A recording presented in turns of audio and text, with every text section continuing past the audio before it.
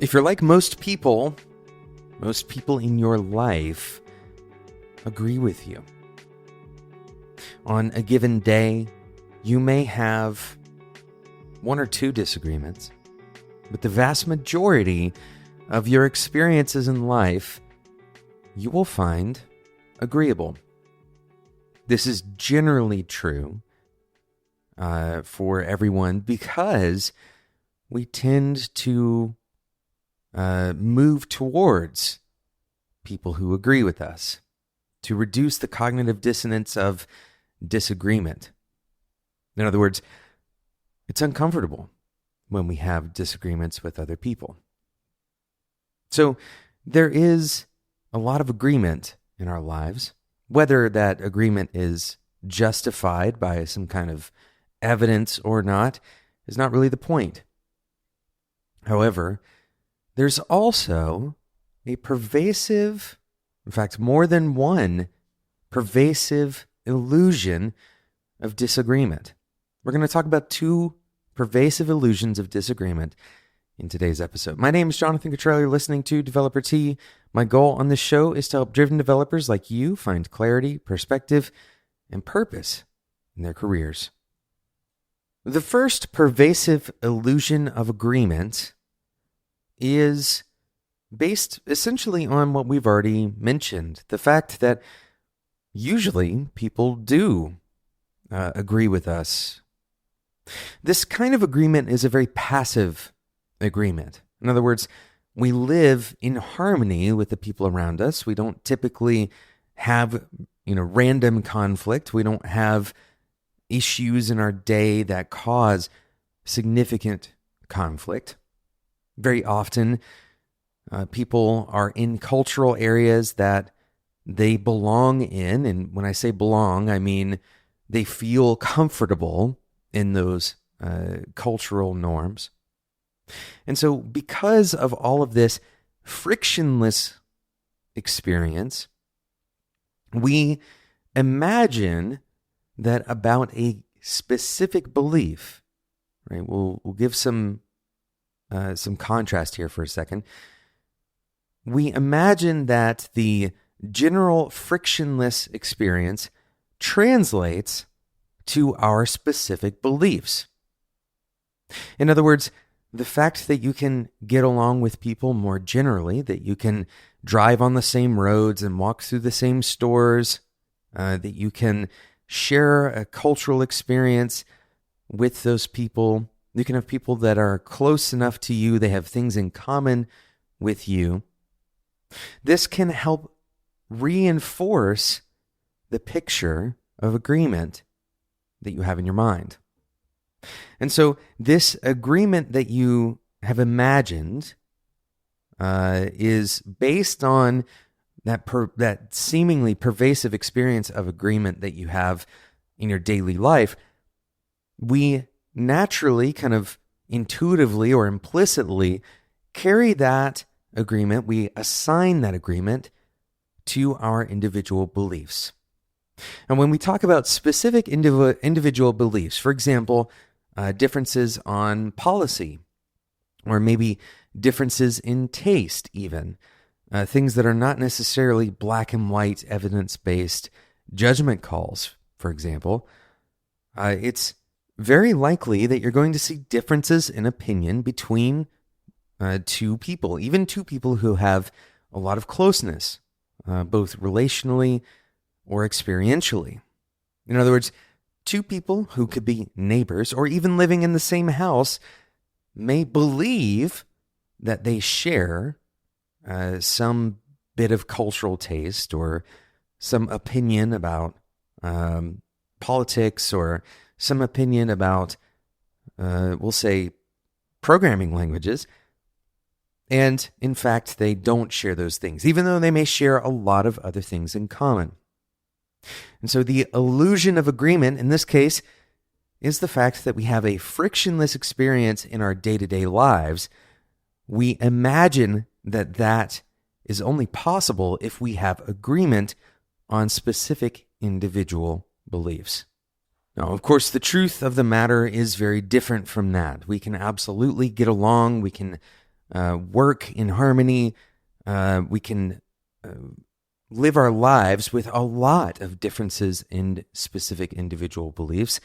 But we need to have this sense of general agreement to be able to function together. Now, what do we do with this information? For this particular illusion of agreement, what we really need to do is be aware and don't make decisions based on the assumption of agreement. Don't make decisions based on the assumption of agreement.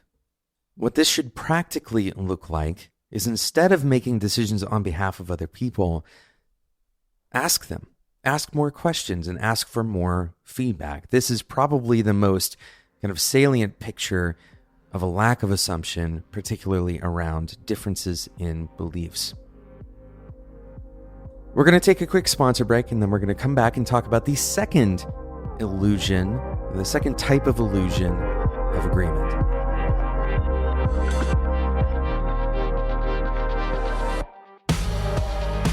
Developer T is grateful for the support of Compiler.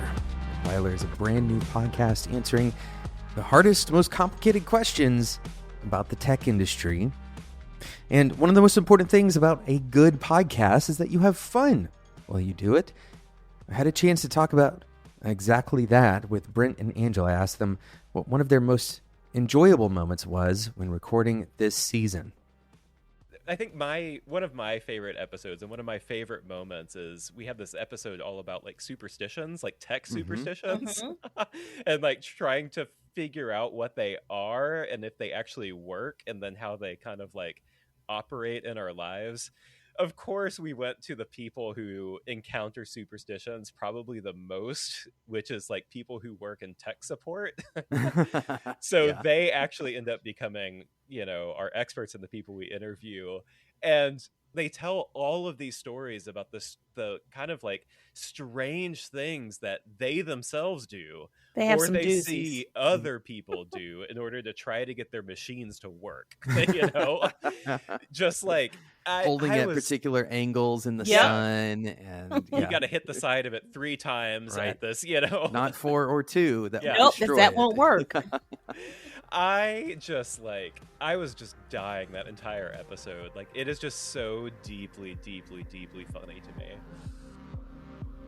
A huge thank you to Compiler for their support of Developer T. You can find Compiler wherever you find podcasts, and the latest episode, Can Superstitions Solve Technical Problems, is out now. Thanks again to Compiler for their support.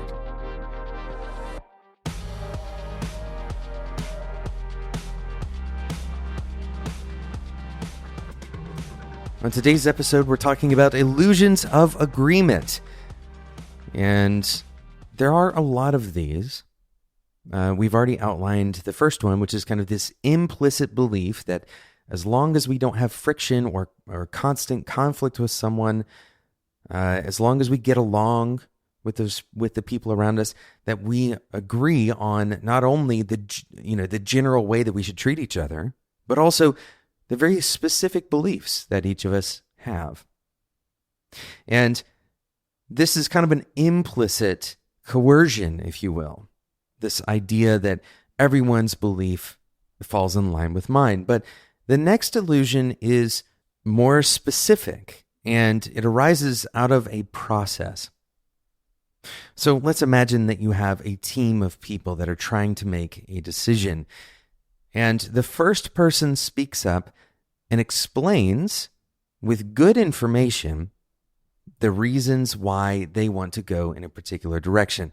Let's say you're choosing between A and B, and the first person stands up and explains why A is the best choice and why B has particular drawbacks. Now, once this information is laid out, let's say the second person may listen to the first person, and they believe that they have good points. The second person may discard the positives that they have for option B, and instead may jump in line with the first person. Now, let's say that the third person believes that neither option is good, that neither option A or B is very good at all. Well, now that they've heard some evidence that A is better than B, they might start to believe that they were wrong and instead trust the two people that came before them. The premise of this meeting is that everyone is going to share their opinions, but what actually happens is an exercise in progressive persuasion. In other words, the first person's opinion, assuming that it has a high enough level of persuasion, is very likely to cascade into the second and the third, and it's particularly hard once you reach more than one level to stray from that path. You have mounting evidence that says that person A is better than person B, and to add to this, and this can happen either on top of this cascade or in absence of the cascade, there are social factors to consider. Let's say that 7 people in the room are very excited and ready to go with person A, and you're the last person that's supposed to share your opinion. Maybe you don't have a very strong opinion, or maybe you really believe that person B is a much better choice for the job. Now, let's add on, for example, a little bit of time pressure. You're supposed to make this decision by the end of today. And so with both of these kind of social pressures and logistics pressures, you choose to lay aside your disagreement and instead artificially agree with the group. Now, this artificial agreement is actually what has happened in kind of lower grades in the earlier cascade. This agreement that we're going to come into the room and share our opinions, but now it has become an exercise in persuasion. This is problematic because had someone else started first, right? Let's say that you as person number 8 started first and you shared your concerns about person A and you shared the strengths of person B. It's very possible and perhaps even likely that the second person would choose to agree with you. And so the illusion of agreement in this case is actually a concealment of information, right? It's a concealment of information, and it's a misunderstanding of the dynamics of that process. In other words, the process itself is changing whether or not we agree with each other. If we didn't have a process of sharing in a linear fashion all of our concerns or all of our thoughts about a given person, let's say, for example, and this is not the way that you would have to do it, but it is a way that you can mitigate this, you all decided to record video of yourself making your case for person A versus person B. And you share the videos and you share them in some random order, right? This can't eliminate all of the possible kind of contributing factors to the differences that you might have in order, for example, but it would allow you to, without hearing previous arguments, make your argument. Now, you could retain the important ability to respond to somebody else's argument by then having a discussion after the videos are shown. This immediately shatters the illusion of agreement that could keep you from making a better decision. Now, what is particularly interesting in this case is that the teams who are doing this very likely have good intentions. In other words, they believe they are gathering good feedback from the rest of the team. And by doing so, they are buying into this illusion. The only way to truly gather feedback from the rest of the team is to do it with some kind of blinders. In other words, to do it with a clean slate where no other influencing factors are coming in. It's impossible to have no influencing factors, but it's certainly possible to reduce some of those factors using techniques like what I already mentioned. Sometimes, to be fair, the illusion of agreement is actually helpful.